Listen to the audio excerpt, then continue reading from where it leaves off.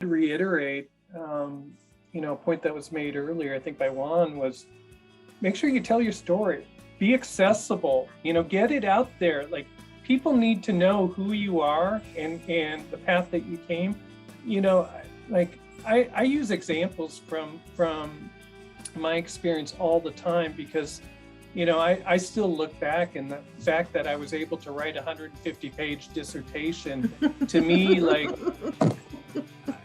I'll never do anything like that again. But by gosh, the fact that I was able to do that.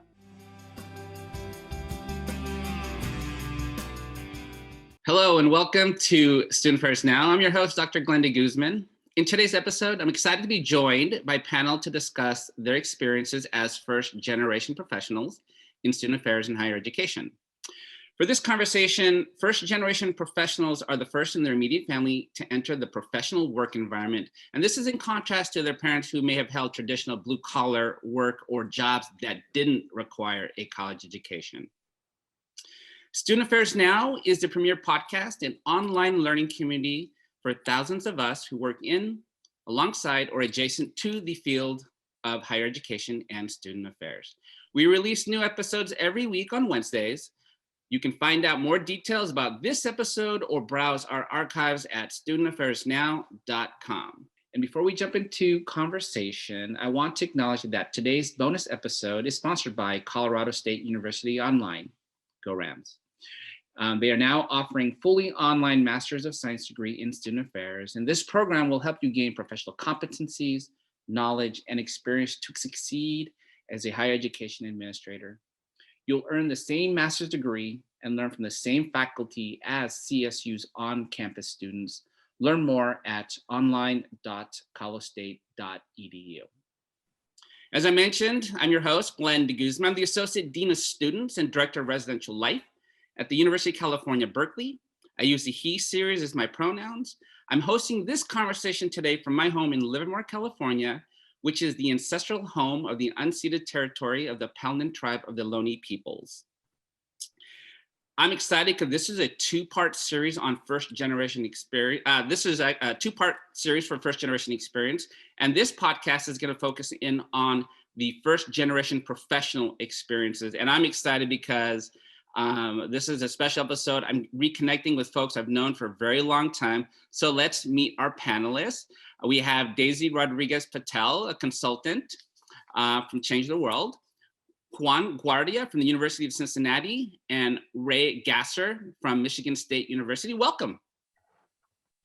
Let's get to know our panelists a little bit better. So I'm gonna have them introduce themselves and more fully, and it's gonna give you an opportunity to share maybe your current position and your connection to the topic on first generation professionals. So let's start with Juan. Good afternoon, everyone. My name is Dr. Juan Guardia. I serve as Assistant Vice President for Student Affairs and Dean of Students at the University of Cincinnati, which is the traditional lands of our Shawnee and Miami tribes here in the Southwest Ohio region. I myself am a first-generation college student, so I'm excited to be part of this podcast with my fellow first-gen peers. I'm looking forward to the experience and the conversation. And thank you. Welcome. Oh, and I utilize he, him, his. My apologies. No worries, no worries. Juan, great to have you on the panel. Daisy. Hello, thank you so much for having me. My name is Dr. Daisy Rodriguez Patel. My pronouns are she, her, and hers. Both of my parents immigrated to the United States from the Philippines, and my dad grew up in a family of 7 siblings where they couldn't afford to send their children to college. And my mom did experience college in the Philippines and earned a nursing degree. And I consider myself a first-generation student because even though my mom earned a degree in the Philippines, she had very little to no understanding of the higher education process in the United States. It's really interesting. Since birth, I was told that I would go to college. And when I was in high school, my high school government teacher told me that I needed to find other options because I don't belong in college. And I think it's interesting when we are told that this is our path and someone else tries to discourage us from it. So I look forward to being here and sharing more of my narrative as a first gen professional. Thank you, Daisy. And I just I've known you for, I mean, I've known all of you for a long time, and actually, Daisy, your first generation Filipina American experience is something I really resonated and connected with you when we first met. So I'm excited to have you on. Ray, welcome. Well, thank you. Thank you for having me, Glenn. My name is Ray Gasser. I use the he, him series pronouns. I humbly serve as the Executive Director for Residence Education and Housing Services at Michigan State University. I think one of the things that connects me to this topic is I remember distinctly when I was leaving for college, my dad telling me, you know, I don't care what you do, I just need you to be at a desk, and not doing physical manual labor like I do. And so for me, you know, I'm not sure my dad ever understood the career that I went into, but I'm at least living up to the idea that I'm working at a desk here in East Lansing today. Wow. Thank you, Ray, for sharing. That's a really cool way to start. And I want to stay with you, and maybe we can kind of go deeper into that story in particular. What does it mean to you to be a first generation professional? If you could share with our audience, and what does that look like in particular for first generation professionals who are going into higher education or into a student affairs type of position? Yeah, I think, you know, first off, I'm incredibly proud of my accomplishments and, you know, the accomplishments of all first generation professionals, because we kind of have to map out our own course to work through the challenges of going through higher education and not understanding. You know, I remember distinctly when I was signing up for financial aid and I received financial aid package, I didn't know the difference between the types of aid. And I accepted things not knowing what ones I had to pay back and what ones I didn't. I remember when I started my master's program, not understanding what I was really actually signing up for. I just knew that I liked the work that I was doing, but I didn't really understand what student affairs was at the time. It took me a few weeks into the program before I really understood, oh, wow, they actually have a profession. I just thought this was a chance to go to work. And then when I got into my career professionally, it's really kind of finding that trust in yourself and finding good mentors to really help you navigate some of the pitfalls that I think, whether you're first generation or not, that you're bound to make, so that you can be successful and continue to progress as a professional. When I really had no one at home that kind of gave me that type of guidance. So,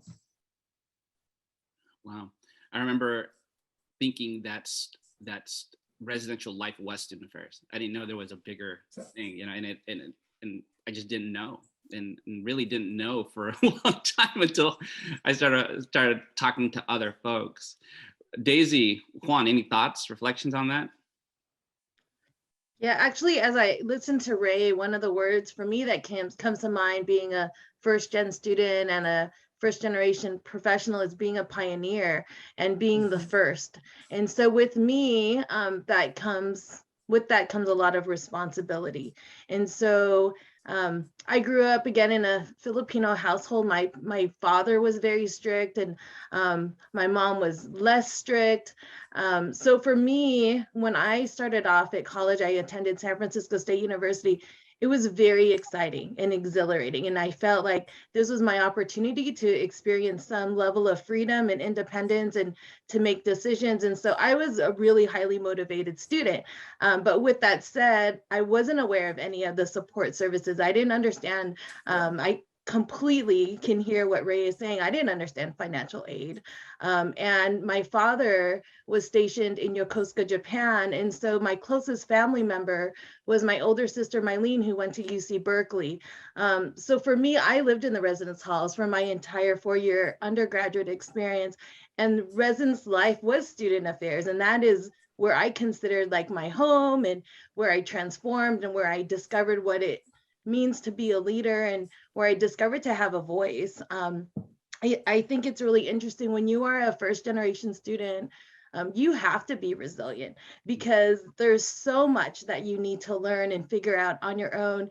And then when you come across those mentors, that's when you really begin to learn that it's okay to ask for help.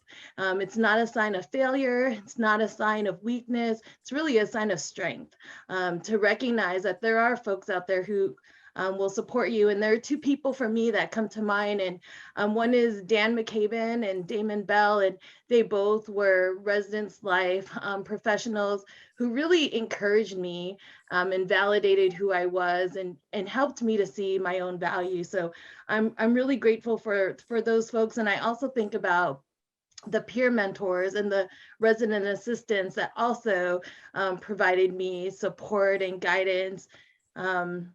And validation. I mean, for me, that is really huge, especially when you're feeling alone and isolated, to be around folks who see you and don't try to necessarily change you, but help you to find your path.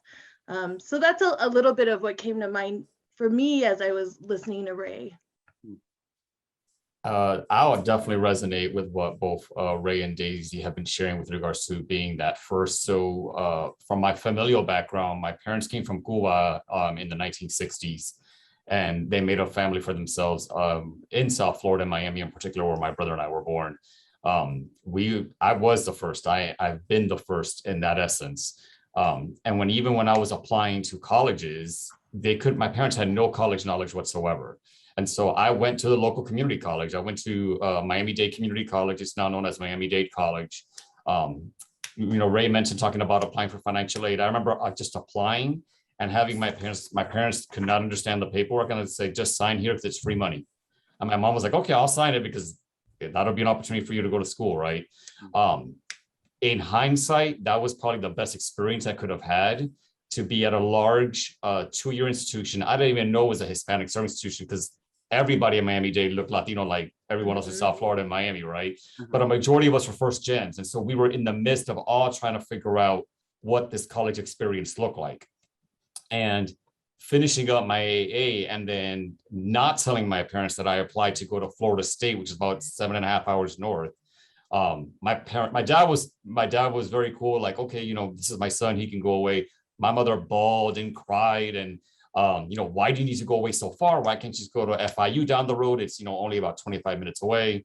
But I went there because it's where my major was at. It was the only college in the state that offered my major. Knowing that I was the first in that I had to become resilient. I had no other choice. And really get to know and find other communities on both campuses, both when I was at Dade and also at Florida State when I transferred. I would say that those experiences also have really shaped who I am as a student affairs professional. On the campuses that I've worked at, the students that I've had the opportunity to engage and work with, whether it be advising and or providing resources, support services, and things to that effect. It's made me a better professional because that young Juan from back in the day from Homestead, Florida, would have never have imagined ever leaving Miami-Dade County. 22 years later, I've lived in 6 states, been at 5 different institutions, and it really was because Dade opened that door for me as a first gen. And so I always continuously tell my students, I love that you're here, go out of state after this, go to grad school somewhere else outside of your home state, and look at it from a lens of a very different experience. Oh my goodness, I am so resonating with your stories as well. I'm curious to hear more about your experiences, and this is for all on the panel. That if we can, I'm curious to hear about the challenges and the obstacles that you may have experienced as a first generation student that carried over to when you became a professional, or is it something completely different? Like the difference between being a first gen student and then becoming a first gen professional. Daisy, do you want to kick us off on this one? Sure. And as I think about that, Glenn, I think naively, I believed as an undergraduate that I could do anything. And it's interesting because when I started off in my first higher ed position, I didn't feel that way at all. I actually lacked confidence. And I think about my first experience. I worked for Weber State University. I was offered a position to be the coordinator of a brand new diversity center. And I thought, I am already starting off with my dream job after my master's degree. I earned my master's degree at NYU. And a lot of folks thought, why are you moving to Utah? Like, you went to San Francisco State, then NYU. And I thought, well, if I move to Utah and I do well there, then I could work anywhere, right? So I wanted to challenge myself to be in a different climate, a different environment. And when I was offered this job to run the inaugural diversity center, before my position started, the dean of students called me and said, Daisy, we have a fantastic candidate, and the only job he'll accept is a job we offered you. And they said, we have another exciting opportunity for you. You could be the coordinator of student programs. And, he talked to me about all of the different roles and responsibilities and how exciting it would be. And I didn't want to accept that job because I wanted to be the first inaugural lead for this diversity center, but this dean of students convinced me that I really needed to give this opportunity to this other person because this other person was going to add to the student affairs team, and I needed to do that. And in hindsight, I wish I didn't, but that's one of the lessons that I learned is you can stand up to someone who's in a higher level than you and say no. Right. I mean, I was offered the position, and I think about now how throughout my career, I have learned to be a better advocate for myself and a better advocate for others, and especially folks who may not be as brave and may not see their worth. So it's really interesting, Glenn, because I was a force in undergrad. I think having taken ethnic studies classes and Filipino American studies classes, I really grew to be just a very strong leader. I think I'm really grateful for the amount of support that I had around me at San Francisco State. I think about, the residence hall staff and the RAs that I worked with and the different student organizations that I was a part of. It was an environment that really instilled your value. And it's interesting that after going through my master's program and then starting off in student affairs, that I just felt so weak and so vulnerable, and I didn't have that same structure of support. Wow, what a very powerful experience that you had to go through. I mean, it's interesting to hear that and how that's, I can almost connect to that, how I felt like I was so active, I felt so confident. And then when I took on my first position, I remember also experiences interacting with people who it almost like broke my confidence to some extent, right? It's really powerful. Juan, Ray, anyone want to add? I'll add one piece to Daisy's sharing, that is just the one sense that I've grown, and I continue to talk to my team about this even today, is the sense of humility that first generation professionals and college students have to have. They go into the work having this sense of self-doubt, and yet, I also think that there's so much to learn from going into the work in a humble sort of way, where you acknowledge that you don't necessarily have all the answers. And I actually think that sometimes puts us in a better position to engage a team, engage colleagues from across campus, to be able to approach the work from a humble sense, because that's really when the best outcomes come out of a process or whatever we're trying to do. Because you're not coming into it saying, I have an agenda, this is what I want to accomplish. You acknowledge that the team's probably going to come up with the best answer. And so I just, when I heard Daisy sharing that was the thing that was resonating for me, was the tremendous amount of humility that Daisy had to say that. And I also agree at the same time that, sometimes you have to push back and stand up for, something that you value, something that you believe in. That's why you were invited to that position to begin with. So thanks for sharing, Daisy. Thank you. I'll add that for me, it was leading into my graduate program. So after undergrad, I took a few years off and then decided to go back to grad school in higher ed. And it really was because of one of my mentors at Miami-Dade College that told me, you were uber involved at Dade and at Florida State. Why don't you do a career in student affairs work? And I was one of those that did not know that it existed as a career. So she really opened up my eyes for that. Going back, and I ended up going back to my alma mater at Florida State because they have a really phenomenal grad program. So why not, right? But it was a really good experience. What prepared me for that was, in the midst of that, I had already applied a few years before that for another different graduate program, totally not in higher ed. And when I was rejected from that graduate program, that graduate advisor told me that I was not graduate school material. And so hearing that post completing your undergraduate degree, it shook me to my core. And I was super nervous in applying for my graduate programs and so forth. And truth be told, I bombed the GRE. The GRE is the worst. I took it 3 times. It doesn't make any sense. I'm just not a good test taker. I feel you. Right, exactly. And so I'm here applying to the FSU grad program. I'm like, y'all, if they're going to look at my scores, it's a done deal. Luckily, they were holistic and looking at the package and so forth. So I always appreciate them for that. But in the midst of that experience, there were times in my graduate program, and even when I finished up my master's, that imposter syndrome always would sit in. My cohort, my master's cohort was small. We were only 14. Interestingly enough, it was divided 7 men, 7 women. I don't think it was set up that way. It's just how the cards fell. I was only one of 2 Latinos in that program, and the 2 of us were from Miami. And so we would rely on each other. And, she did not go to FSU as an undergrad, so I would let her know what, Tallahassee's experiences were and so forth. But we would talk about it all the time. What's it like to be at this large PWI, and should I be in this master's program? I'm glad we were selected, but, that always would creep in. And even after graduating, as I'm thinking back to my family, my dad worked a variety of jobs when I was young.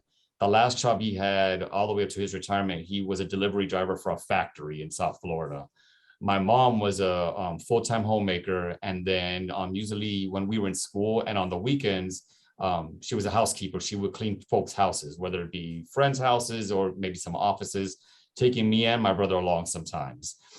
And applying for those positions post master's, I didn't know how to negotiate salary. My parents couldn't explain to me how to negotiate salary. I didn't know what that looked like. And that first job out of my master's was in Northern Virginia at George Mason University. And I was the only time in my career I've never negotiated, because he offered and I was like, well, I got to take this job, and I took it.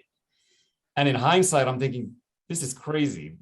$35,000 in Northern Virginia, right outside of DC, is not cutting. It's not paying the bills, y'all.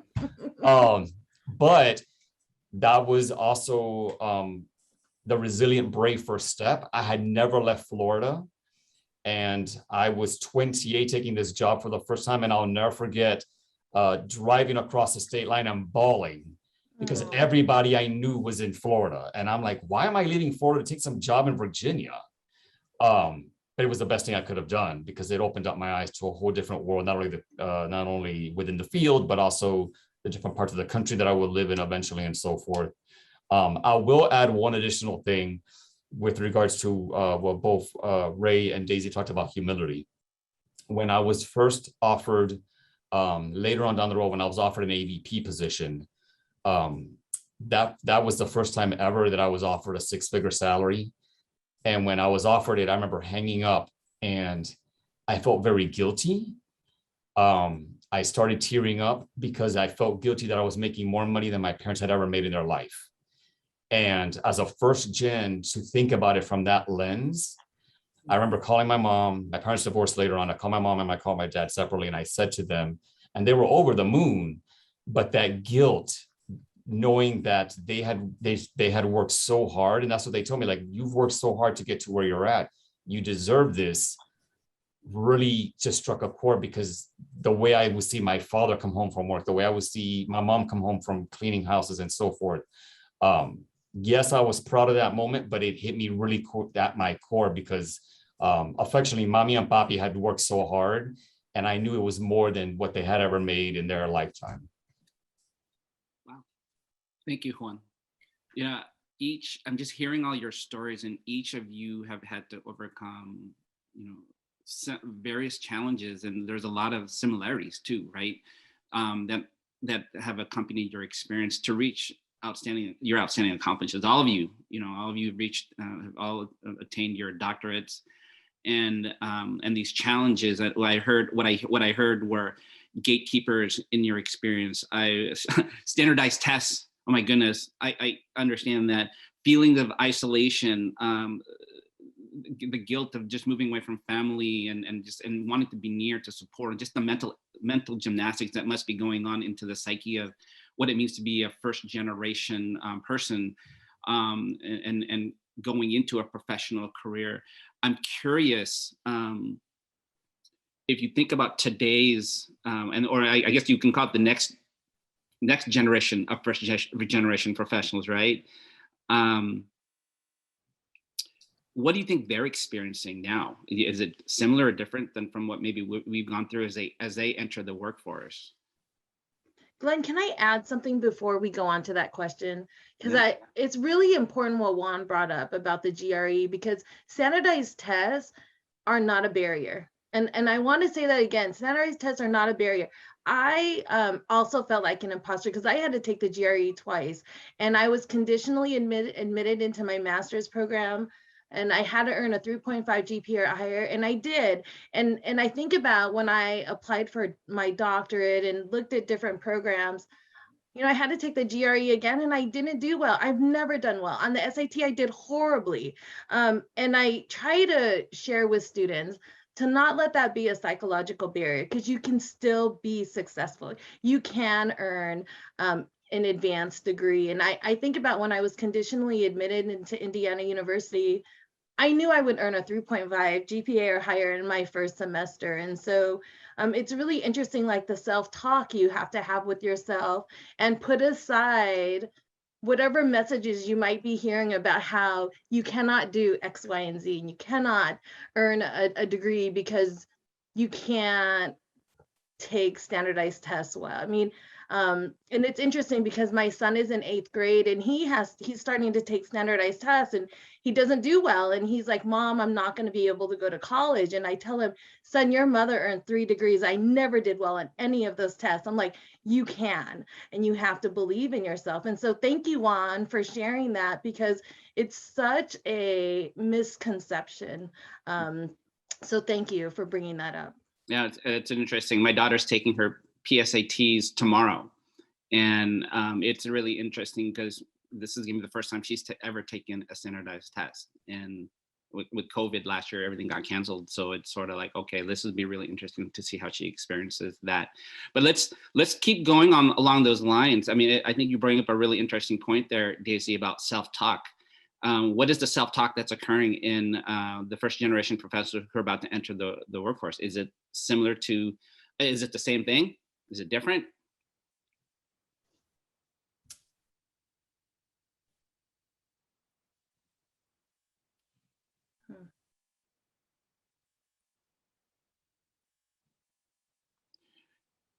I sometimes wonder if, when we think about the first generation professionals who are entering student affairs, when I speak to new professionals and I'm able to identify that they have a first generation background, I sometimes want to just just meet with them and talk to them, and talk about the things that they're going through. You know, it's an interesting dynamic, trying to provide space, but at the same time trying to just wanting to be helpful. But I'm always curious to know, like, what are the experiences that they're going through, and if it was similar to mine. And I find connection with this group because I think we all entered similar time frame, but I'm wondering about today's generation. I know I've had conversations with first-gen professionals, and I always tell them, you're offered this position. Great. This is exactly what you want to do. It's in a brand new institution. It's in a brand new city. But you can't let your job be your life. Like, I want you to understand that I want you to have a really great experience outside of work. And for a lot of first-gen professionals, it could be, you know, how do I survive at this new institution? How do I make do relationships and connections outside of work where I can make other friend networks and so forth? Because it can get really isolating. You could come to work all day and enjoy what you're doing, but when you clock off, there's no one for you to connect with. It can get to become a really isolated experience. And so really making and finding ways to connect them with either other first-gen professionals and or mentors across the division or across campus, to me, it's a really fruitful opportunity for them to engage and get to know some other folks that may have gone through similar experiences.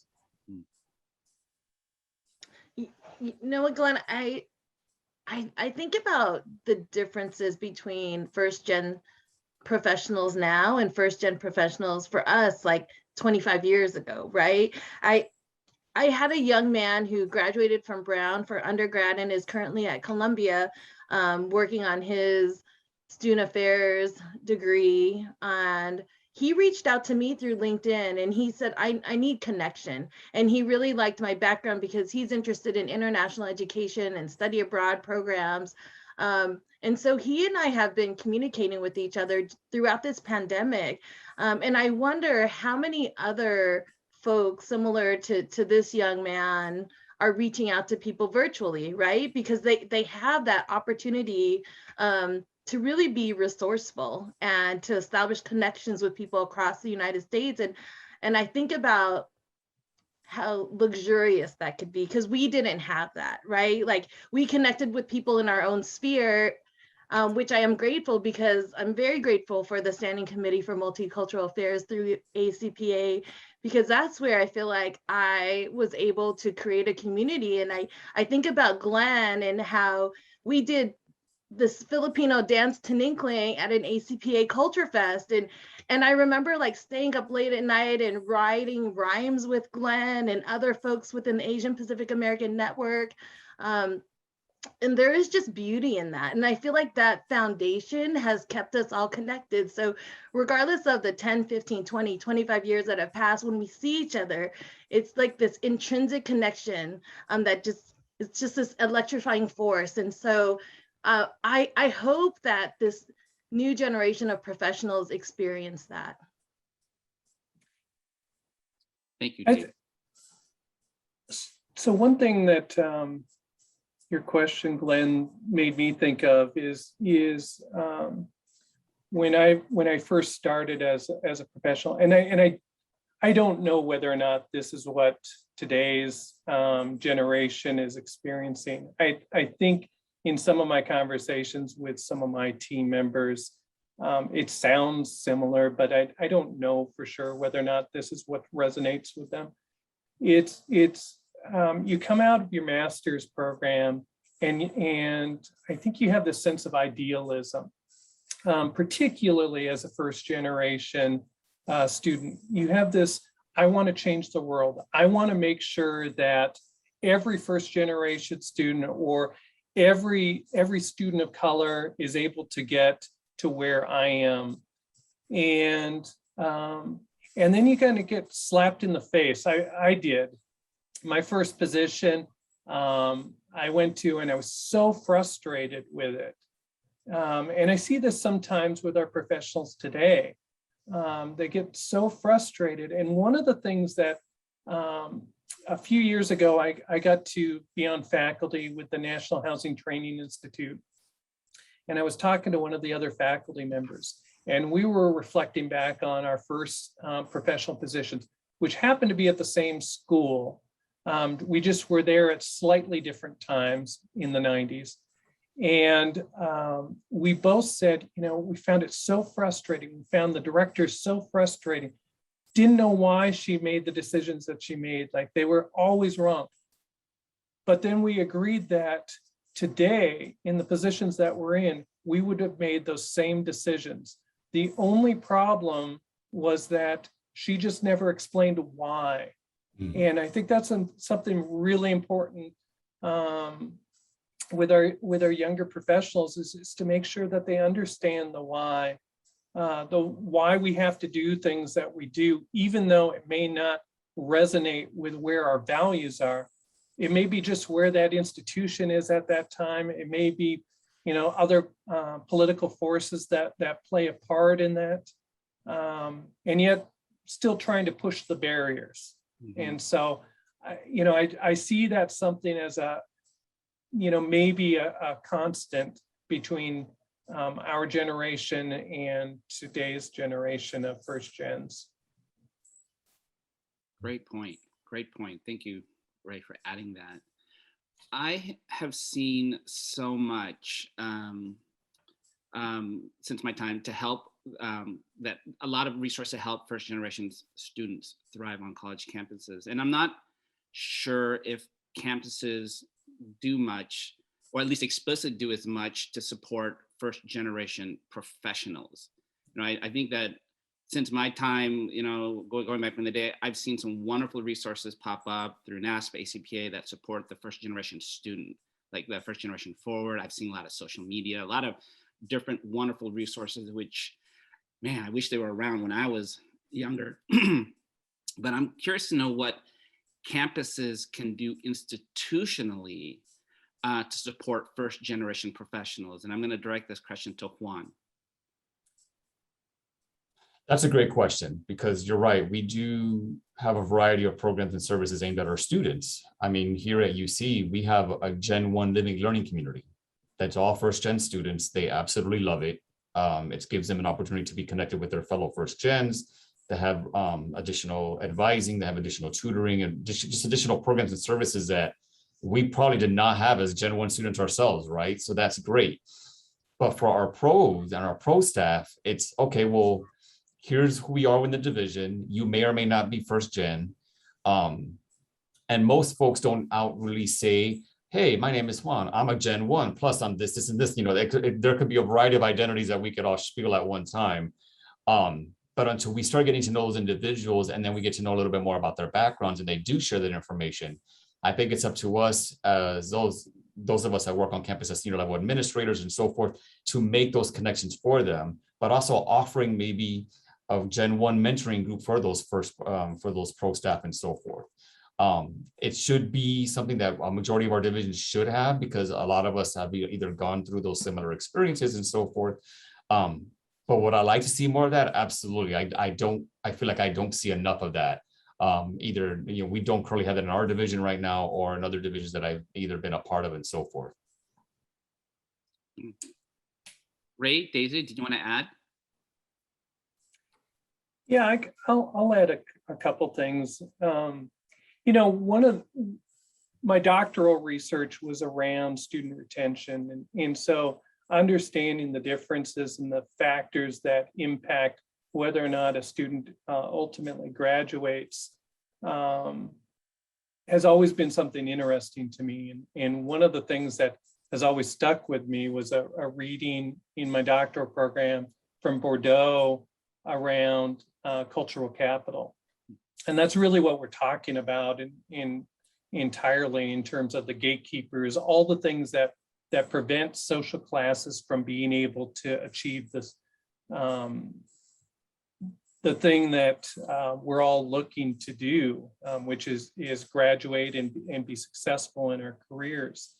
To me, the question really becomes, and for all of us, what are we doing on our campuses to create those spaces to really push? So Juan's right. It's one, sharing your story, getting that out there so that other people know that there are professionals on the campus that have achieved it, so that they have someone to look to as a role model. Two, it's what type of programs exist on your campus that actually help to break down those barriers that exist when it comes to cultural capital. And three, I want to acknowledge that my experience. I think we have all similar experiences, but I have the privilege of being a cisgendered white male going through this as a first generation, and I know that there were probably doors that were open that may not have been there for Daisy and Juan. And so I want to acknowledge that. I don't want someone to leave going, well, Ray and Daisy and Juan all had the same experience. We've had probably some similar experiences, but we probably also had some different barriers along the way too. Yeah, thank you for saying that, Ray. I think about when I was applying to doctoral programs, the vice president of student affairs at my current institution that I was at when I was applying said, "Oh, I don't think you should apply to Indiana University. That's very competitive. You really need to look at other options." And I think about, as Juan also shared, that someone told him like, "Oh, you're not quality material for that." How dare you say that to someone, right? Like, how dare you? You don't know me. This VPSA just walked onto the campus, was brand new. I maybe had worked with him for 3 months. And yes, I went to IU, and I think about how we need to do a better job just as colleagues, as supervisors, getting to know our staff and really being identity conscious, and learning more about the people who work with us. And I think back at one of the Student Affairs Now podcasts was on identity conscious supervision, and it really struck me because I think about how fortunate I've been throughout my student affairs career. And I've worked at 5 different universities and 1 community college, and all but one really knew me. All but one really cared about my professional development and growth and wanted me to be successful. And I think about the one person who didn't. I can't speak for why she didn't encourage me, but for whatever reason, she didn't believe that I was capable of excelling in this field. For whatever reason, I'm not sure what biases she had of me, or maybe of Filipinos, or maybe of Asian women. So I just think, like, whoever is listening to this podcast, and if you're a supervisor, please get to know your staff and help empower them and help validate them and learn about what they want to accomplish and see their potential, because we really need to be better at encouraging one another to be our best. Let's build off that. For supervisors, how can they tangibly support first generation professionals? So I'll jump in with what Daisy just shared. So as I'm working with some of our first gen professionals here, one of the things that I'm cognizant about is that if they've been here maybe a year or 2, maybe even 3 years, if I see a really good opportunity that I think is right up their alley, I'll let them know. And I remember one individual telling me, "Well, are you trying to kick me out? Or do you want me to go? You don't want me here anymore?" And I'm like, "No, I'm also not going to hold you back from something that I think is really right up your alley and maybe worth your time, your experiences, and your energy." And so I'm never trying to push anyone out, but if it's something that I know would be a really good fit for them and may possibly open additional doors based on experiences, maybe even an advanced terminal degree via tuition remission and so forth, I'm going to let you know. And I will say that in a genuine way of, "Hey, I think you're great, and I think what you've done here has been phenomenal, but also don't want to hold you back from future opportunities, because who would I be to do that to someone when I've had those opportunities presented to me?" And so it's almost just like continuing that tradition of making sure that I can assist other first-gen professionals to continually move forward. Thanks, Juan. Ray, Daisy, thoughts? I would reiterate, a point that was made earlier, I think by Juan, was make sure you tell your story. Be accessible. Get it out there. Like, people need to know who you are and the path that you came.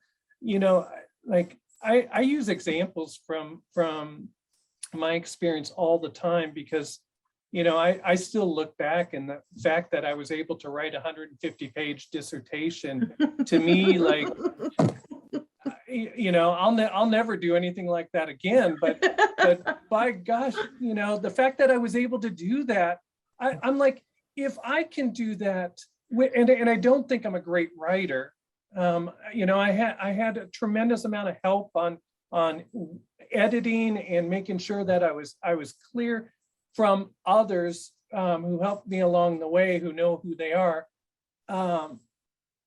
If I didn't have those supports and pieces in play, I don't know but it's having that confidence in yourself and knowing that there are others around that are there to help you. To me, that's I hope people really hear that, because I think all three of us are really saying you just have to find that community, that network, and tap into it, because they're kind of your lifeline. Exactly. And you have to believe in yourself, right? I for me, a term that has stayed with me from college throughout my career is resilience. That you may get beaten down, but you got to get back up, right? You have to get back up. You have to keep moving forward and pressing forward. So yes. I'm gonna break mold for a second and just kind of like add my 2 cents. I love what you said, Ray, about telling stories. I think sometimes my way of connecting with folks who may have gone through the experience I've gone through is just to tell authentically my struggles. I hold this position, right? I hold this title, and the more I share about, and I love the early example, negotiating salary. When the job offer was given to me, I think it was like a record, like, you're offered the job, yes, I accept. It was literally like 1 second. Did not even know how, but I think it's just by sharing the struggles and the things that I went through. Just sharing them, people come back and they ask, so can you tell me more about that? And then it leads to these beautiful informal conversations, and sometimes it's just demonstrating vulnerability and humility in ways I think resonate with the first gen pop.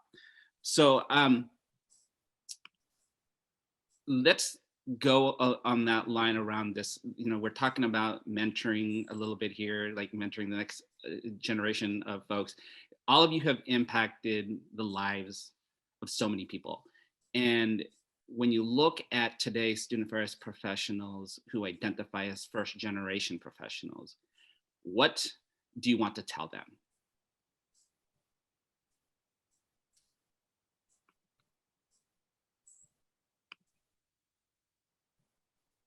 I'll start. I want to let them know that you may not see it, but it's there. And I say that because I think about when I started my doctoral program at IU, I was really grateful to be surrounded by supportive faculty. And my dissertation chair was Dr. Mary Howard Hamilton. And in every class that I did, almost every paper focused on Asian Pacific Islanders or Filipino American students.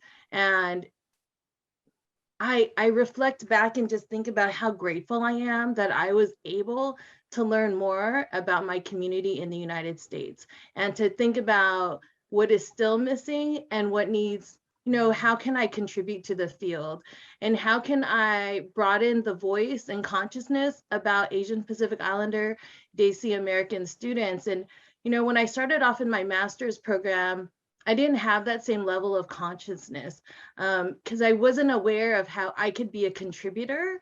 And so I want first gen professionals to know that your voice is important and your voice matters, and you are a role model and you are a leader, whether you see it now or not, you are.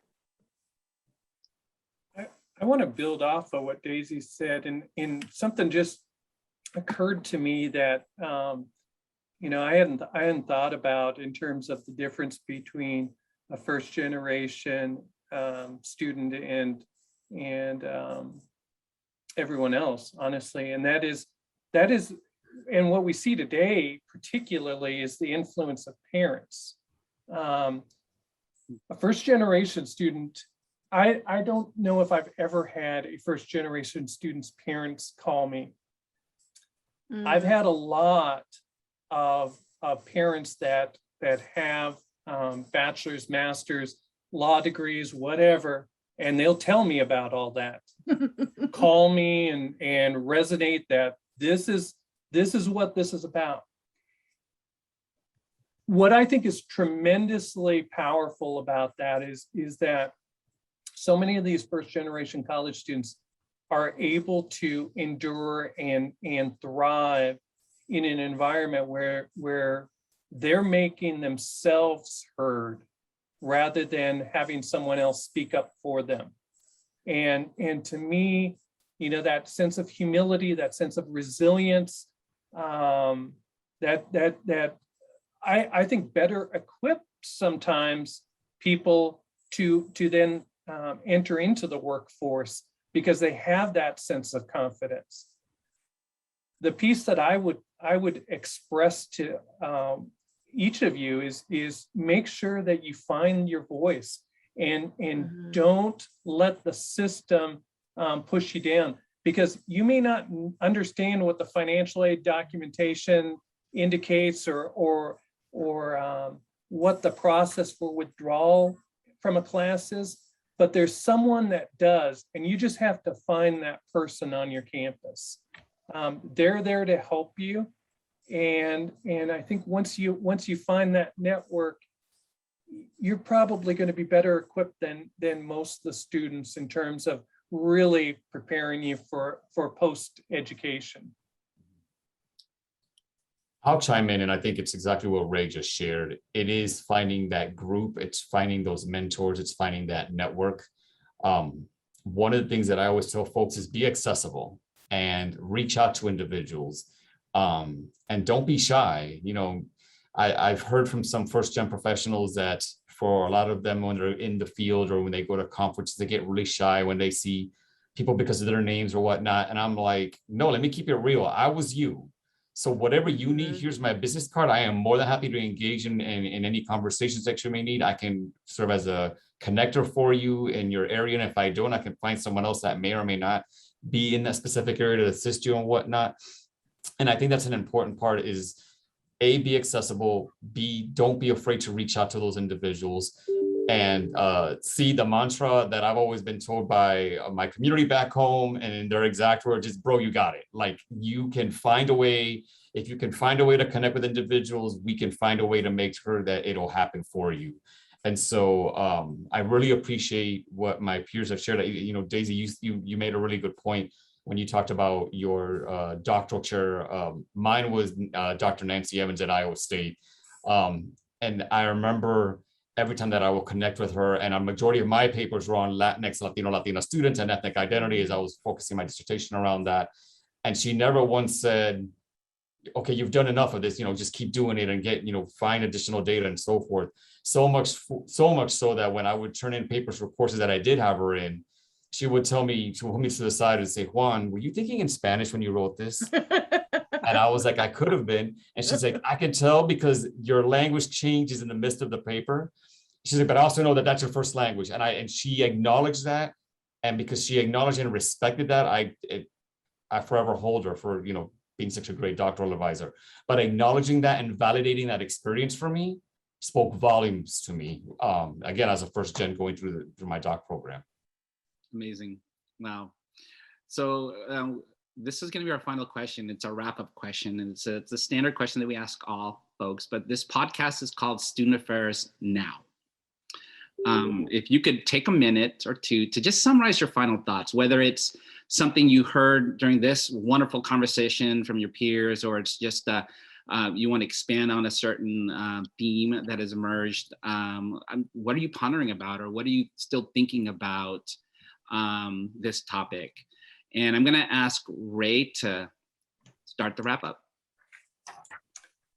Well, first off, I want to thank you, Glenn, for hosting this, and thank you to Daisy and Juan for sharing your stories. I'm honestly energized to look at what we're doing in our department and how we connect this to actual work that we do. I'm also thinking, just, am I sharing my story enough with colleagues? I think the other thing that I guess I would want to reiterate is that I think there's a tremendous sense of humility being a first generation student and professional. And I think that is our superpower, honestly. And so I would encourage people to approach that as the piece that will make us, the change makers on each of our campuses and in higher education as a whole. Thank you, Ray. Juan. I think what I would add is be proud of every accomplishment that you're able to achieve. Whether it be, a program or a project or a certificate or an advanced degree or getting on a national committee for a national association and so forth. I love the humility part that Ray talked about, and still be humble, but brag about it, because that is a good thing. And you should be, as a first gen student, putting yourself out there and saying, hey, I did this, because those are opportunities that were presented to you. And, as folks think about it, not only are they looking at it from being the humble lens, but also looking at it from a privileged lens. Like, I was given this opportunity. Now, what can I do with this opportunity to assist other individuals? Looking at it from that mentality and that lens as well. And then finally, know that other folks are always looking at you through your accomplishments as a first-gen professional. Whether it be your pro staff, it might be your immediate family. For me personally, the person that comes to my mind was my niece. She was finishing up high school. She went to the same 2-year college that I went to in South Florida, Miami. And then she transferred and she went to FIU. And as of to now, we're the only two in our immediate family that did earn undergraduate degrees.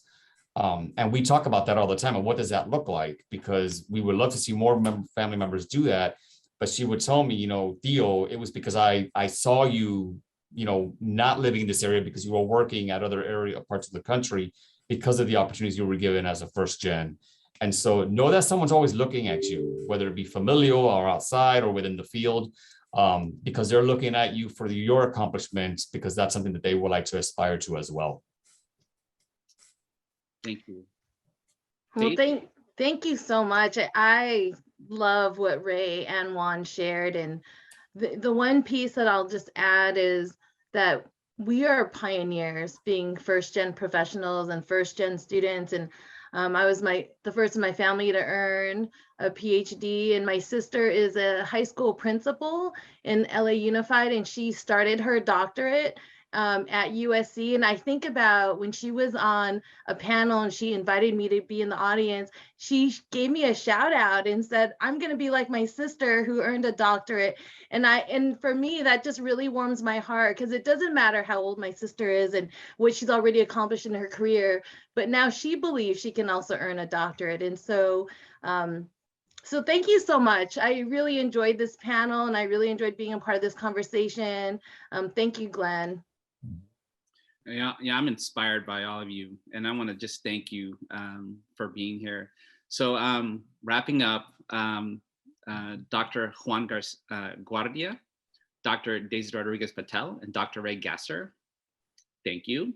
All first generation students and professionals, and thank you for being guests. I do want to thank Nat Ambrosi, who's going to have the honor of listening to this podcast beforehand and getting it all prepared, transcribed, and ready for airing. To our audience and listeners, thanks for joining us. If you're listening today, not already receiving our weekly newsletter, please visit our website at studentaffairsnow.com.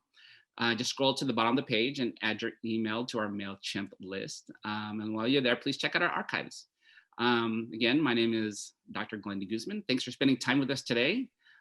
Whether you're listening or watching, I hope you enjoyed this episode, and wherever you are, go out and have a good day. Bye, everybody.